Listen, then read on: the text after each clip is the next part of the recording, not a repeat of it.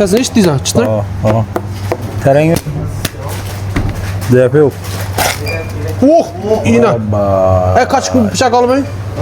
Kıpkızıl kıl. Yak gel. Şırpat perin. Bas perin doğru. İyi. Hiç doktor aytkan yeri dam bunu. Bu köp neyse dava dedi bu. Bismillah.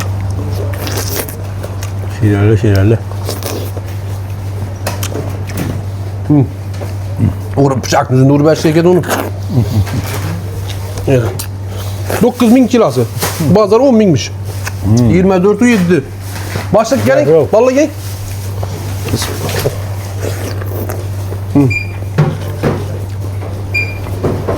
Yaman gitti lekin bu. Registan'da Çekkepani Sütafor 24'ü 7 işliydi.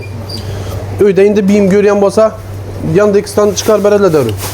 Yani yirik ne buladık. Uğrayan gibi. Çok iyi, rahmet. İyi. Abi iki altında düşerdi bu dersin.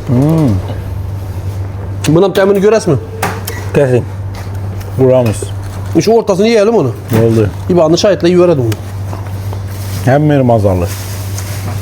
Şırpet vereyim. Basın. Rahmet. Unaş bas versin mi? Ballar ay tamam.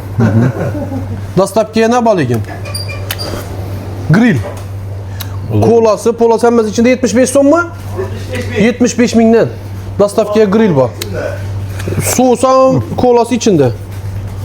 İşçiler bolsa kaç et vereyim? Rahmet. Kette rahmet. Gep yok.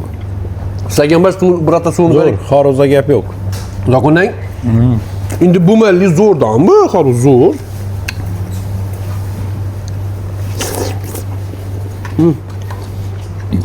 Murat, işi vur berez.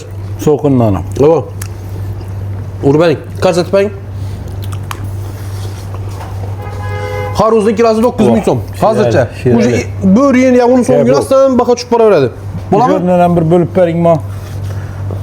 Vur benim. Tarttırın hafta uruş kere Parkta vakti uyalışma bu muydu? Karımda uyaldın tamam bu anın şu.